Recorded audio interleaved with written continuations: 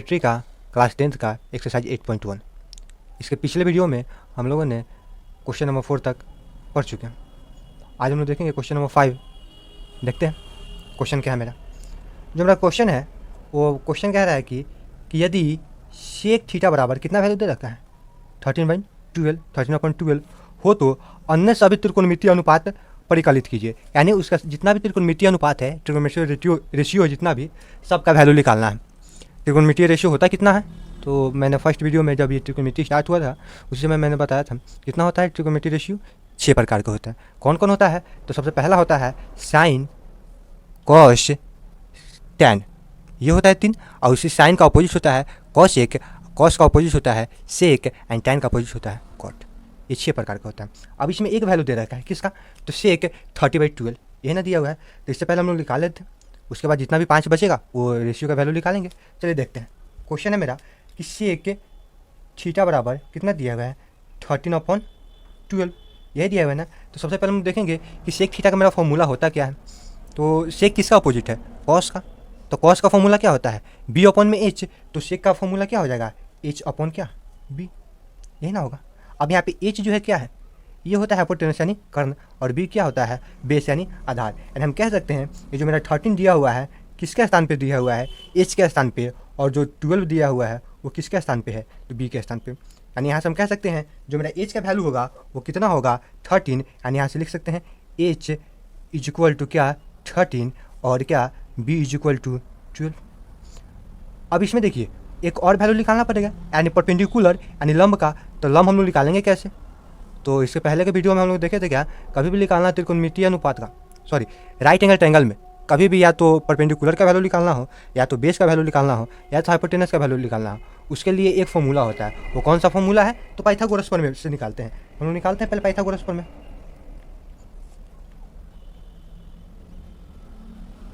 Pythagoras प्रमेय, अब Pythagoras प्रमेय होता क्या है मेरा, जो पाइथागोरस प्रमेय होता है राइट एंगल ट्रायंगल से इसी तरह होता है। ये मेरा राइट एंगल ट्रायंगल है, यानी पाइथागोरस प्रमेय जो होता है ये, यानी लंब का स्क्वायर जो होता है वो क्या, सॉरी कर्ण का स्क्वायर जो होता है वो होता है लंब का स्क्वायर और क्या आधार के स्क्वायर के बराबर। यानी ये जो होगा कर्ण, तो कर्ण मेरा दिया कितना हुआ है h, यानी h का स्क्वायर जो होगा वो बराबर होगा किसका, तो लंब का स्क्वायर जोड़ क्या आधार का स्क्वायर, यानी p का स्क्वायर और प्लस में क्या b का स्क्वायर, यही ना होगा।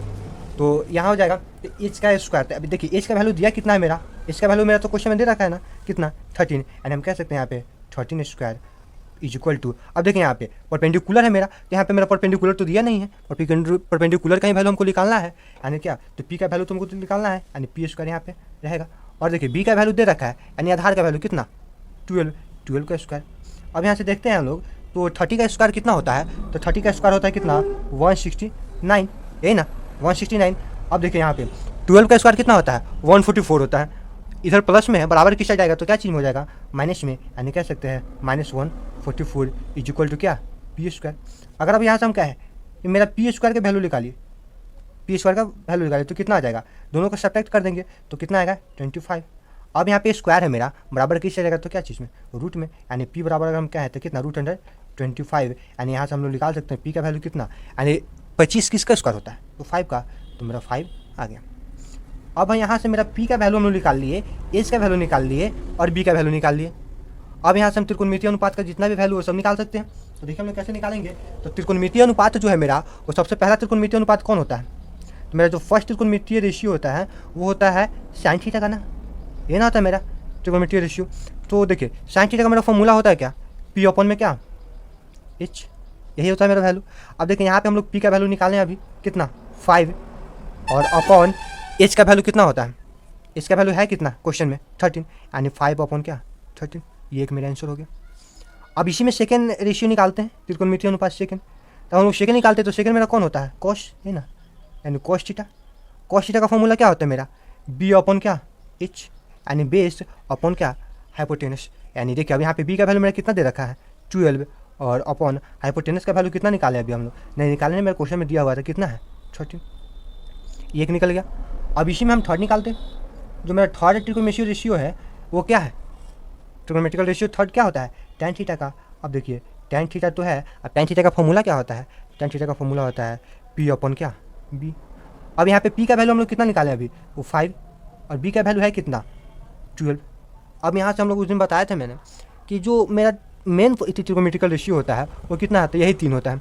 इसी 3 का अपोजिट होता है अगला 3। कौन कौन अपोजिट होता है, तो देखिए साइन का अपोजिट कौन होता है, कौशिक, ये ना होता है साइन का अपोजिट कोसेक थीटा। तो देखिए कोसेक थीटा का मेरा फॉर्मूला क्या होता है, तो जो मेरा साइन का है उसका उल्टा क्या होगा, कोसेक का। साइन का मेरा फॉर्मूला है क्या, पी अपॉन में एच, तो कोसेक का क्या हो जाएगा, एच अपॉन में क्या, पी। अब यहाँ से हम लोग एच का वैल्यू निकाल चुके हैं, कितना है मेरा 13 है, और पी का वैल्यू कितना 5, ये वैल्यू आ गया। अब देखिए हम लोग यहाँ से निकालेंगे अगर सेक का वैल्यू, 5 नंबर है मेरा, ये 4 था, तो ये 5 नंबर है जो, तो यहाँ पे देखिए कॉस का वैल्यू है ना, निकाल चुके हैं, तो कॉस का अपोजिट किसका आएगा, सेक होता है। अब सेक थीटा का वैल्यू निकालेंगे तो मेरा क्या आएगा, तो फॉर्मूला क्या होता है कॉस का, बी अपॉन में एच, तो सेक का क्या हो जाएगा, एच अपॉन में क्या, बी, यही ना होगा। अब देखिए यहाँ पे एच का वैल्यू हम मेरे पास कितना दिया हुआ है, एच का वैल्यू 13 अपॉन क्या, अब देखिए बी का वैल्यू कितना है 12। अब देखिए अब यहाँ से हम लोग क्वेश्चन को हम लोग निकाल सकते हैं कि मेरा क्वेश्चन सही है कि नहीं, ये क्वेश्चन सही है नहीं, या मेरा जो प्रॉब्लम हम लोग सोल्यूशन निकाल रहे हैं वो सही है कि नहीं मेरा। देखिए क्वेश्चन में भी आपका सेक थीटा का वैल्यू कितना दिया हुआ था 13/12, यहाँ पे हम लोग निकाल दिए 13/12, मेरे सही जा रहा है। अब यहाँ पे लास्ट ट्रिगोनोमेट्रिकल रेशियो वो क्या होता है, कॉट थीटा, ये ना होता है। और कॉट थीटा का फॉर्मूला क्या होता है, तो कॉट थीटा का फॉर्मूला क्या होता है, टैन का अपोजिट, तो टैन का फॉर्मूला क्या होता है, पी अपॉन में बी, तो कॉट का क्या हो जाएगा, बी अपॉन पी। अब देखिए बी का वैल्यू कितना आया है 12 और पी का वैल्यू कितना है 5, यानी इस प्रकार हम लोग कितना भी दे, ऐसा कितना भी क्वेश्चन ऐसे कर दें, क्या है वहाँ पे त्रिकोणमितीय अनुपात का वैल्यू निकालिए एंड ट्रिकोणमेट्रिकल रेशियो का वैल्यू निकालिए, तो जितना भी ट्रिकोणमेट्रिकल रेशियो है और वो फॉर्मूला याद है तो वहाँ से आप निकाल सकते हैं। चलिए हम लोग देखते हैं क्वेश्चन नंबर 6। हाँ तो दोस्तों अब देखते हैं हम लोग क्वेश्चन नंबर 6। क्वेश्चन नंबर मेरा जो 6 है वो क्या कह रहा है, क्वेश्चन देखिए, क्वेश्चन बोल रहा है क्या कि यदि एंगल ए यानी कोण ए और कोण बी क्या हो, एक न्यून कोण हो। अब न्यून कोण क्या होता है इसके बारे में हम लोगों ने पहले वीडियो में देखा था। न्यून कोण हो जहाँ क्या कह रहा है कॉस ए और क्या कॉस बी, जहाँ कॉस ए कॉस बी है तो दिखाए कि क्या एंगल ए बराबर एंगल बी। अब ये तो हमें प्रूव करना है कि एंगल ए बराबर एंगल बी होता है। अब एंगल ए और बी को हम लोग कैसे प्रूव करते हैं, तो उसके लिए पहले हम लोग कुछ फिगर देखते हैं। मेरा फर्स्ट फिगर हम लोग बनाते हैं राइट एंगल ट्रायंगल का, तो ये मेरा हुआ राइट एंगल ट्रायंगल, ठीक है। अब यहाँ पे हम लोग एंगल ए और एंगल बी यानी जो दोनों न्यून कोण है, तो न्यून को देखिए यहाँ पे जो होता है वो तो 90 डिग्री का कोण होता है ना। अब यहाँ पे अगर हम लोग ए या बी को ले लेंगे, ये तो मेरा न्यून कोण रहेगा नहीं, ये तो न्यून कोण हम लोग किसे कहते हैं, जो 90 डिग्री से क्या हो छोटा हो, यानी यहाँ पे ए और बी रहेगा नहीं, तो हम लोग इसको ले लेते हैं सी, या तो आप अदर कोई भी वैल्यू ले सकते हैं। और ये हो गया ए और ये हो गया क्या मेरा बी। अब ये जब जैसे ही 90 डिग्री का कोण बना, ये तो श्योर है कि ये होगा तो न्यून कोण ही होगा, यानी कह सकते हैं 90 डिग्री से छोटा होगा और ये भी 90 डिग्री से छोटा होगा। इन दोनों का योग जो होगा क्या बनेगा 90 डिग्री बनेगा, और ये 90 डिग्री, यानी तीनों का योग कितना हो जाएगा 180 डिग्री। अब यहाँ पे हमें प्रूव करना है कि एंगल ए और एंगल बी जो है न्यून कोण है।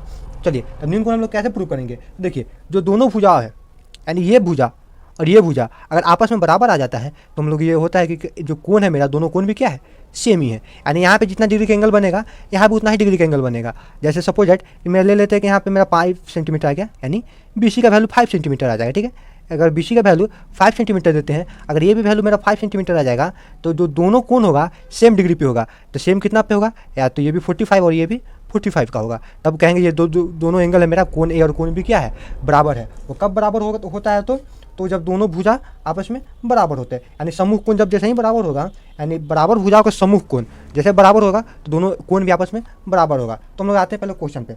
तो मेरा सबसे पहला क्वेश्चन है कि इसी दोनों को लेकर हमको कोण ए और कोण बी का वैल्यू निकालना है। तो लेते हैं हम लोग पहले कि कॉस ए और कॉस बी दोनों बराबर है आपस में। तब देखिए अब हम लोग कॉस ए लिए हैं, यानी एंगल मेरा कौन है ए है, एंगल मेरा ए है। जब एंगल हम लोग ए लिए हैं तो इसके सामने जो होगा वो क्या होगा परपेंडिकुलर, ये ना होता है। और जो ये बचेगा इसका अपोजिट डायरेक्शन में ये क्या होगा बेस, और जो ये बड़ा वाला भुजा है उसको हम लोग बोलते हैं हाइपोटेनस यानी कर्ण। तो देखिए कॉस का मेरा फॉर्मूला क्या होता है, कॉस का फॉर्मूला होता है बी अपॉन में क्या एच, यानी बेस अपॉन क्या हाइपोटेनस। अब देखिए अब जो मेरा बी है वो कहाँ से कहाँ तक है, तो जो मेरा बी है कहाँ से कहाँ तक है ए से लेकर सी तक, यानी कह सकते हैं ए सी अपॉन क्या ए बी। इसको हम इक्वेशन क्या मानते हैं फर्स्ट, ये इक्वेशन मेरा फर्स्ट आ गया। अब इसी में हम लोग देखते हैं क्या कि कॉस बी का वैल्यू निकाल लेते हैं। तो कॉस बी मेरा दिया कितना है एंगल बी। अब यहाँ पे देखिए एक और हम लोग फिगर ड्रॉ करते हैं, ये मेरा होगा क्या सी और ये ए और ये क्या बी होगा मेरा। अब देखिए, अब जो मेरा एंगल है क्या दे रहा है, एंगल ये बी दे रहा है, तब इसके लिए जो होगा ये क्या काम करेगा, परपेंडिकुलर का काम करेगा, और जिसका अपोजिट डायरेक्शन में होगा ये क्या काम करेगा, बेस का काम करेगा, और जो बड़ा वाला भुजा क्या चीज़ का काम करेगा, हाइपोटेनस का काम करेगा, यानी कर्ण का काम करेगा। देखिए कॉस बी हुआ ना, अब एंगल भी हुआ, तो फिर मेरा फॉर्मूला क्या आ जाएगा, कॉस का तो फॉर्मूला हो जाता है बी अपन क्या, एच। अब बी का वैल्यू कहाँ से कहाँ तक है, तो सी डी या सी बी अपॉन क्या, ए बी, यही मेरा वैल्यू है। इसको हम ले लेते क्या, इक्वेशन 2। अब देखिए, अब मेरा जो कह रहा है क्या कि यहाँ से क्वेश्चन से, कि क्वेश्चन जो दिया हुआ है कॉस ए और कॉस बी दोनों आपस में बराबर है, दोनों बराबर कर ले, तो देखिए हम यहाँ पे कर सकते हैं cos A is equal to क्या, कॉस बी। अब जो दोनों मेरा सेम है, तो अब देखिए कॉस ए का हम लोग वैल्यू निकाल चुके हैं, कॉस ए का वैल्यू ये है, कॉस बी का वैल्यू मेरा ये है, तो कॉस ए का वैल्यू हम लोग लिखते हैं, कॉस ए का वैल्यू मेरा है कितना, यानी कह सकते हैं ए सी अपॉन क्या, ए बी, यह मेरा है। अब देखिएगा कॉस बी का वैल्यू मेरा कहाँ कितना है, तो मेरा कॉस बी का वैल्यू कितना है, सी बी अपॉन क्या है, ए बी, यह मेरा वैल्यू है। देखिए जैसे हम लोग करते हैं यहाँ पे हम लोग लिख सकते हैं, पहले हम क्या किए हैं, तो लिख दीजिएगा यहाँ पे कि समीकरण 1 और क्या 2 से आ गया मेरा वैल्यू, ये आया समीकरण 1 और 2 से। समीकरण 1 का वैल्यू ये था मेरा, और समीकरण 2 का वैल्यू ये था, यानी इक्वेशन का। अब देखिए जब दोनों के अपॉन में सेम है, तो दोनों आपस में कर सकते हैं, तो मेरा बचा कितना, यानी ए सी इज इक्वल टू क्या, सी बी, यही आ गया। अब जो हुआ मेरा, यानी कह सकते हैं ए सी और ये है जो सी बी, ये दोनों मेरा वैल्यू बराबर है, तो जब वैल्यू बराबर होगा, दोनों भुजाओं का योग बराबर होगा, यानी दोनों भुजाओं का वैल्यू बराबर होगा, तो दोनों कोण भी क्या होगा, आपस में बराबर होगा, यानी यहाँ पे हम कह सकते हैं, तो जो होगा मेरा एंगल ए जो होगा क्या, एंगल बी के बराबर होगा। कब बराबर होगा, तो बराबर जो भुजा होगा किसके कारण होगा, तो सम्मुख कोण के कारण होगा, सम्मुख कोण के, जब सम्मुख कोण बराबर होता है,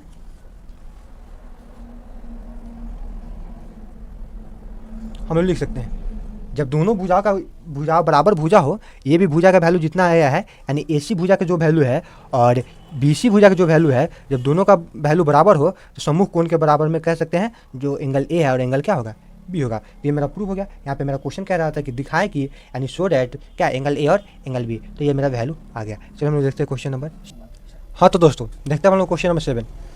क्वेश्चन नंबर 7 कह रहा है मेरा क्या, क्वेश्चन है कि यदि कॉट थीटा बराबर कितना दिया हुआ है 7/8 हो, तो मेरा फर्स्ट क्वेश्चन है कि 1 प्लस में साइन थीटा इंटू में 1 minus sine theta upon 1 plus cos theta into 1 minus cos theta का वैल्यू निकालना है। और उसमें मेरा सेकंड क्वेश्चन कह रहा है क्या, कॉट स्क्वायर थीटा का भी वैल्यू निकालिए। तो हम लोग निकालते हैं, ईजी है क्वेश्चन, थोड़ा सा लॉजिकली क्वेश्चन है, सोचना पड़ेगा। तो मेरा फर्स्ट क्वेश्चन जो दिया हुआ है, क्वेश्चन मेरा कॉट थीटा बराबर क्या 7/8। अब यहाँ से हम लोग अगर वैल्यू निकालना चाहे पी बी और एच का, कैसे निकालेंगे, सबसे पहले मेरा फॉर्मूला याद होना चाहिए। फॉर्मूला होता क्या है कॉट थीटा का, तो देखिए कॉट थीटा सबसे पहले सोचिए कि किसका अपोजिट होता है, कॉट किसका अपोजिट, टैन का अपोजिट। टैन का फॉर्मूला क्या होता है, टैन का फॉर्मूला होता है क्या, पी अपॉन में बी, तो कॉट का फॉर्मूला क्या हो जाएगा, उसका अपोजिट, यानी बी अपॉन क्या, पी। अब यानी हम कह सकते हैं यहाँ पे कि जो मेरा 7 दिया हुआ है वो किसके बराबर में है, बी के स्थान पे है, और जो 8 दिया हुआ है किसके स्थान पे, पी के स्थान पे, यानी हम यहाँ पे कह सकते हैं जो मेरा बी का वैल्यू होगा वो 7 होगा, और जो मेरा पी का वैल्यू होगा क्या होगा, 8 होगा। तो अगर यहाँ से हम लोग कहें कि एच का वैल्यू निकालिए, यानी क्या, हाइपोटेनस का, तो एच का वैल्यू निकालेंगे कैसे, तो पाइथागोरस प्रमेय की सहायता से। तो पाइथागोरस प्रमेय होता क्या है, तो पाइथागोरस प्रमेय होता है कर्ण का स्क्वायर बराबर में लंब का स्क्वायर, यानी पी का स्क्वायर, और जो प्लस क्या, बी का स्क्वायर। यहाँ पे मेरा एच का वैल्यू तो पूछा है ना, तो निकालते हैं।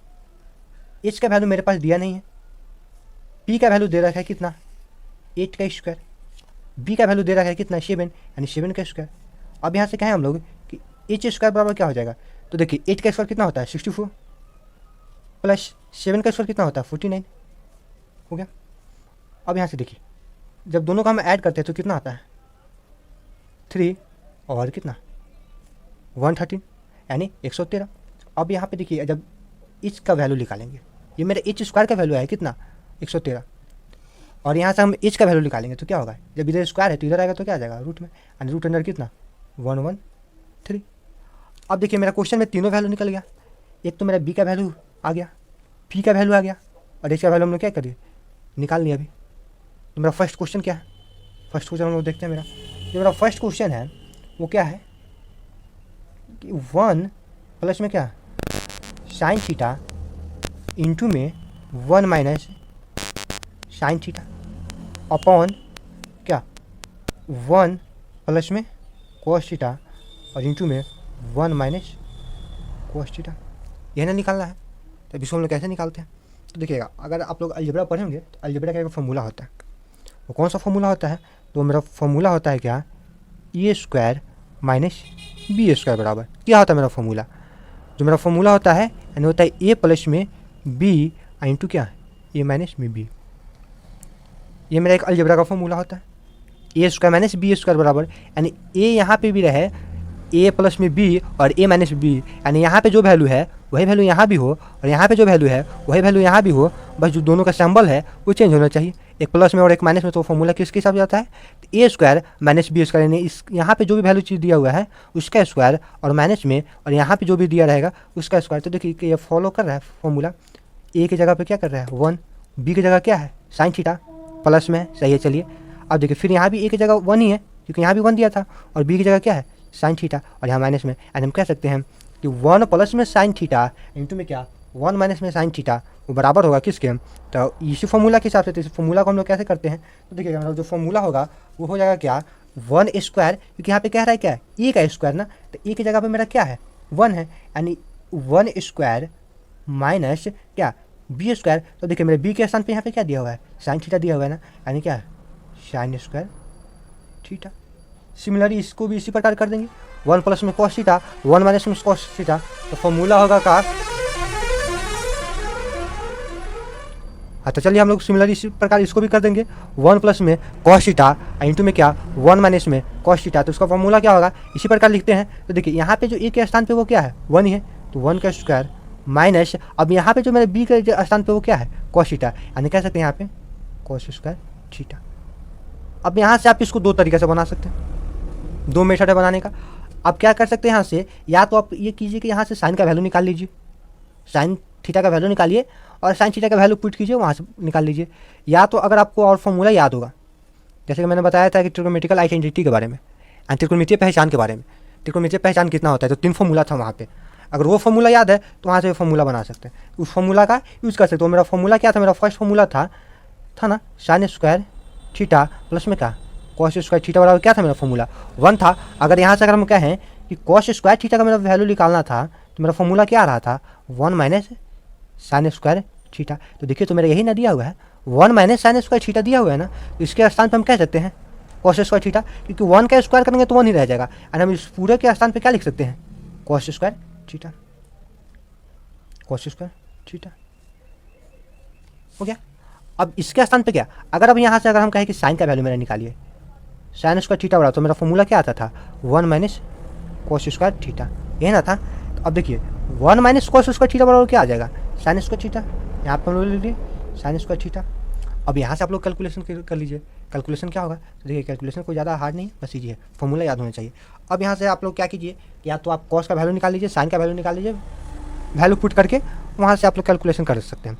या तो आप हम लोग अलग से ना निकाल के इसी क्वेश्चन में ही फॉर्मूला बना लेते हैं। अब देखिएगा कॉस थीटा का फॉर्मूला क्या होता है बी अपॉन में एच, ये ना होता है इसका स्क्वायर, यानी क्योंकि वो क्या कह रहा है मेरा कॉस स्क्वायर थीटा कह रहा है, यानी कॉस का जितना भी वैल्यू आएगा उसका स्क्वायर करके, तो मेरा फॉर्मूला होता है बी अपॉन में एच का स्क्वायर अपॉन क्या साइन थीटा का फॉर्मूला क्या होता है बी अपॉन में एच का स्क्वायर, ये ना होता है। तो हम लोग निकालते हैं। अब देखिएगा अब बी का वैल्यू मेरा दिया कितना है, तो मेरा बी का वैल्यू कितना है 7 अपॉन एच का वैल्यू कितना दिया हुआ है, एच का वैल्यू हम लोग निकाले हैं कितना √113 क्या पूरा होल स्क्वायर अपॉन, अगर अब यहाँ से हम लोग देखते हैं तो मेरा और आगे आता है क्या है पी का, तो पी का मेरा वैल्यू कितना है 8, यानी 8 अपॉन क्या √113 का होल स्क्वायर, इतना ही होगा ना। अब इसको जरा आगे कैलकुलेशन करते हैं, कैलकुलेशन क्या होता है देखिए, जब इसके कहने का मतलब क्या है स्क्वायर, स्क्वायर होगा तो इसके लिए भी होगा और इसके लिए भी होगा, अलग अलग स्क्वायर, यानी हम लोग फ्रैक्शन कर सकते हैं। तो 7 का स्क्वायर कितना 49 अपॉन क्या, अब इसको हम लोग लिखेंगे तो √113, अगर इसको लिखेंगे तो कितना, तो √113 का होल स्क्वायर। हम लोग जानते हैं कि अगर 2 बार रूट लिखते हैं, जैसे इसको अगर हम कोई एग्जाम्पल ले लें, ये नहीं होगा तो एग्जाम्पल लेके चलते हैं हम लोग, हाँ तो हम लोग को एक एग्जाम्पल लेते हैं, क्या था मेरा कि √2 इंटू क्या √2, अगर इन दोनों रूट को मल्टीप्लाई करते तो मेरा वैल्यू कितना आता है 2। ये किसी भी रूट का स्क्वायर करते हैं हम लोग तो उसमें से क्या होता है रूट खत्म हो जाता है, यानी इसका क्या हो जाएगा √113 का स्क्वायर करेंगे तो इसमें से रूट खत्म हो जाएगा, यानी कितना 113 बच जाएगा 113 अपॉन, अब देखिए 8 का स्क्वायर कितना होगा 64, और फिर रूट का स्क्वायर करेंगे तो उसमें से रूट खत्म हो जाएगा, यानी यहाँ भी क्या बच जाएगा 113। अब देखिए दोनों कट जाएगा तो बचा मेरा कितना वैल्यू, यानी 49 अपॉन क्या 64, यही जो मेरा वैल्यू आया वो आंसर हो गया। अगर ये किसी के टेबल में कटेगा इसको काट देंगे, नहीं तो मेरा ये आंसर हो गया। अब देखिए इसमें मेरा सेकंड नंबर क्वेश्चन भी है। सेकंड नंबर जो मेरा क्वेश्चन है वो क्या है, सेकंड नंबर क्वेश्चन मेरा कह रहा है कि कॉट स्क्वायर थीटा का वैल्यू निकालिए। क्या चीज़ का वैल्यू, कॉट स्क्वायर थीटा का। तो क्वेश्चन देखिए, क्वेश्चन आपका दे रखा है क्या, कॉट थीटा का तो वैल्यू दे रखा है ना, कॉट थीटा का वैल्यू कितना दिया है क्वेश्चन में 7/8। स्टार्टिंग में जब क्वेश्चन देखिएगा तो क्वेश्चन में दिया हुआ है 7/8 वैल्यू दे रखा है। तो कॉट स्क्वायर थीटा का रहना, बस जितना वैल्यू उसी का स्क्वायर कर देंगे हम लोग। तो देखिएगा कॉट थीटा का मेरा वैल्यू दे रखा है 7/8, अब इसी का स्क्वायर करना है तो स्क्वायर, अब 7 का स्क्वायर करेंगे तो कितना 49, और 8 का स्क्वायर करेंगे तो कितना 64, यानी कॉट स्क्वायर थीटा का वैल्यू कितना आ गया 49/64। अब हम इसका वैल्यू निकाले तो कितना वैल्यू है मेरा 49/64। इस तरह भी आप लोग बना सकते हैं, या तो आप लोग इसी क्वेश्चन को थोड़ा सा अलग मेथड से बनाएंगे। तो क्या करते हैं यहाँ पे आप लोग, ये जो हम लोग फॉर्मूला यूज़ किए हैं इस फॉर्मूला को आप लोग यूज करते ही नहीं, डायरेक्ट हम यहाँ पे साइन का वैल्यू निकालते, कॉस का वैल्यू निकालते और वहाँ से कैलकुलेशन करना स्टार्ट करते। तो थोड़ा सा अगर हम मेरे पास फॉर्मूला है तो उस फॉर्मूला को हम लोग यूज कर लेते हैं। अब वो फॉर्मूला यूज करने से, अगर मान लीजिए कोई फॉर्मूला यूज करने से अगर मेरा क्वेश्चन शॉर्ट बन जाए, कैलकुलेशन कम करना पड़े, तो क्यों हम उस फॉर्मूला को यूज कर लेते हैं। तो उसी तरह फॉर्मूला यूज किए हैं, थोड़ा सा कैलकुलेशन करना पड़े, ज़्यादा तो कैलकुलेशन था नहीं। चलिए हम लोग देखते हैं नेक्स्ट क्वेश्चन।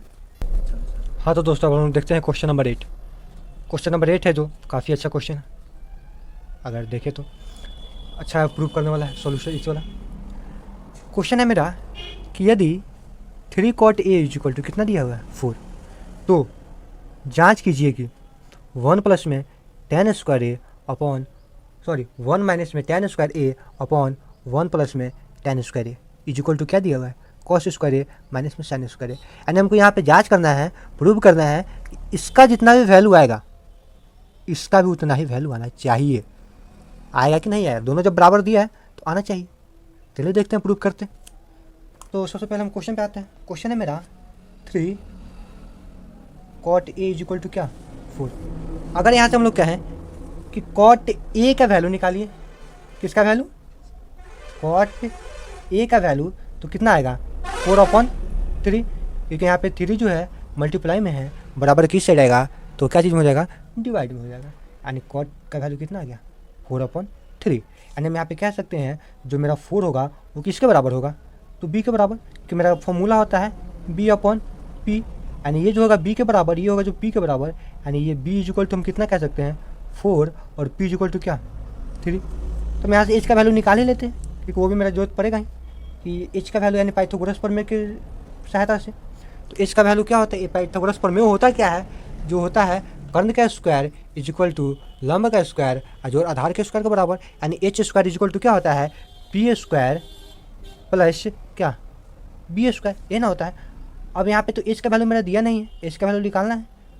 पी का वैल्यू दे रखा है कितना 3 का स्क्वायर, और बी का वैल्यू कितना हो जाएगा 4 का स्क्वायर। यानी अब यहाँ से हम लोग कहें एच स्क्वायर का वैल्यू कितना आ जाएगा, तो देखें यहाँ पे ये 3 का स्क्वायर कितना आ जाएगा 9, और 4 का स्क्वायर कितना हो जाएगा 16, यानी कह सकते हैं यहाँ पे 25। अब यहाँ से अगर हम एच का वैल्यू निकालना चाहें, क्या चीज़ का वैल्यू एच का, तो इधर क्या आ जाएगा रूट में, क्योंकि इधर स्क्वायर में है तो बराबर किससे रहेगा तो रूट में। अब यहाँ से एच का वैल्यू निकालेंगे तो कितना आ जाएगा। अब सबसे पहले देखिए कि 25 किसका स्क्वायर होता है, किसका स्क्वायर है तो 5 का स्क्वायर है। अब एच का वैल्यू निकाल लिया, तो इसी में मेरा देखिए अब यहाँ से हम 2 तरीके से क्वेश्चन को सॉल्व कर सकते हैं। या तो आप डायरेक्टली LHS और RHS दोनों को साथ में लेकर चलते हैं और दोनों का वैल्यू आपस में बराबर कर देंगे, या तो क्या करेंगे कि LHS को लेकर चलेंगे और वहाँ से वैल्यू निकाल लेंगे, फिर RHS को लेकर चलेंगे वहाँ से वैल्यू निकाल लेंगे। या तो आप कर सकते हैं कि पहले दोनों का वैल्यू अलग अलग निकाल के रख ले और डायरेक्ट आप क्वेश्चन में वैल्यू पुट कर सकते हैं। तो हम लोग इसी तरह करते हैं, सबका वैल्यू अलग अलग पहले निकाल लेते हैं हम लोग, सबका वैल्यू अलग अलग निकाल लेंगे, उसके बाद डायरेक्ट हम लोग क्या करेंगे क्वेश्चन में वैल्यू को पुट कर देंगे। तो मेरा देखिए सबसे पहला मेरा वैल्यू हम लोग क्या निकाल लेते हैं, tan थीटा का वैल्यू निकाल लेते हैं। tan थीटा का मेरा फॉर्मूला क्या होता है, तो tan थीटा का फॉर्मूला क्या होता है, tan थीटा बराबर मेरा फॉर्मूला होता है क्या p/क्या b, यानी मेरा tan थीटा का फॉर्मूला होता है। तो देखिए p के स्थान पे कितना वैल्यू है 3 और b के स्थान पे कितना वैल्यू है मेरा 4, यानी देखिए tan थीटा का मेरा फॉर्मूला आ गया, वैल्यू आ गया कितना 3/4। अब लोग इतना ना करके वैल्यू ना निकाल के भी आप tan का वैल्यू निकाल सकते थे। कैसे?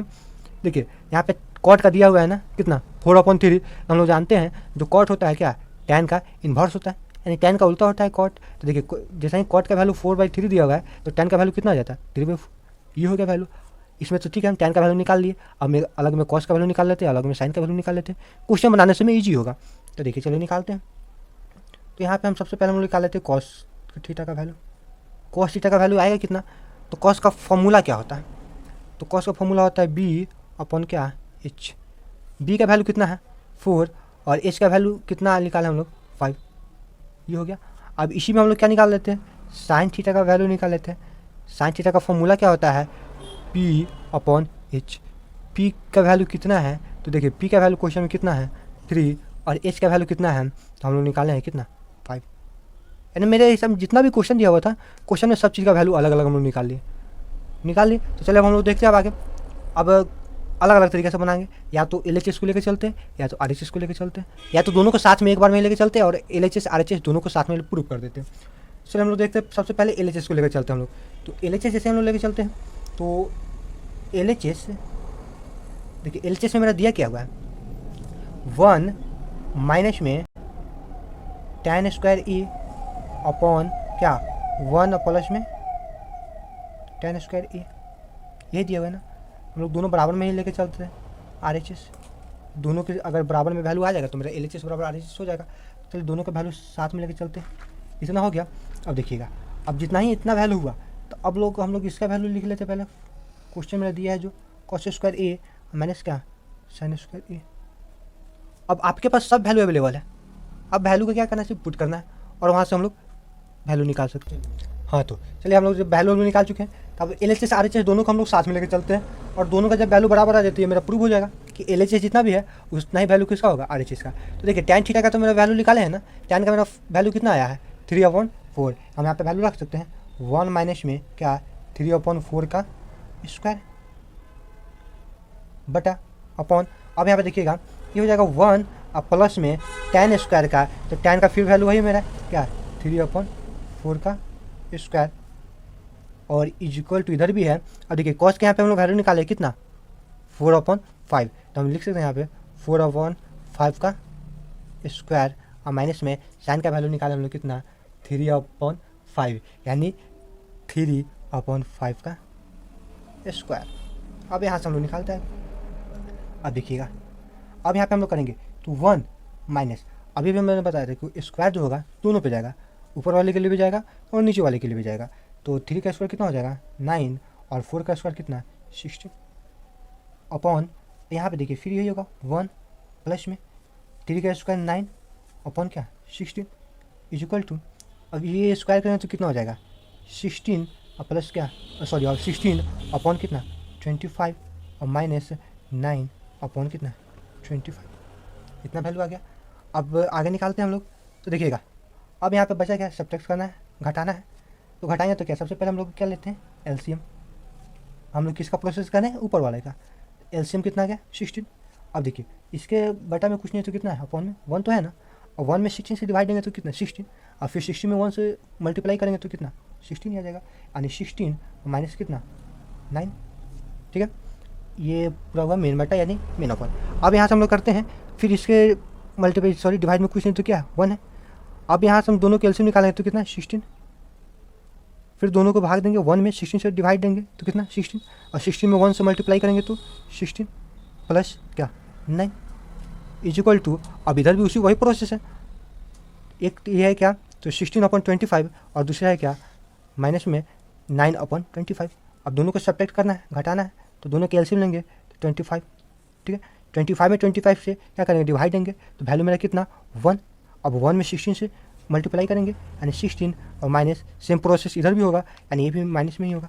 अब देखिए ये तो दोनों कटेगा ही कटेगा, एक दोनों का बटा में सेम है। ठीक है, और जब ये कट गया तो वैल्यू आएगा कितना, मेरा वैल्यू आया देखिए 16 माइनस 9 कितना हो जाएगा 7 अपॉन क्या 16 और प्लस में 9 कितना 25 इज इक्वल टू, इधर भी वही है 16 माइनस 9 कितना 7 और अपॉन कितना 25। तो देखिए तो मेरे दोनों का वैल्यू सेम आ गया। LHS में मेरा जितना वैल्यू था उतना ही वैल्यू मेरा RHS में आ गया, यानी यहाँ पे हम कह सकते हैं ये जो मेरा हो गया क्या, प्रूफ। या तो दोनों को काट कर एक के बराबर कह सकते हैं, प्रूफ लिख सकते हैं क्या, LHS मेरा जितना था बराबर आ गया क्या RHS के, ये वैल्यू हो गया। चलो हम लोग देखते हैं अब नेक्स्ट क्वेश्चन।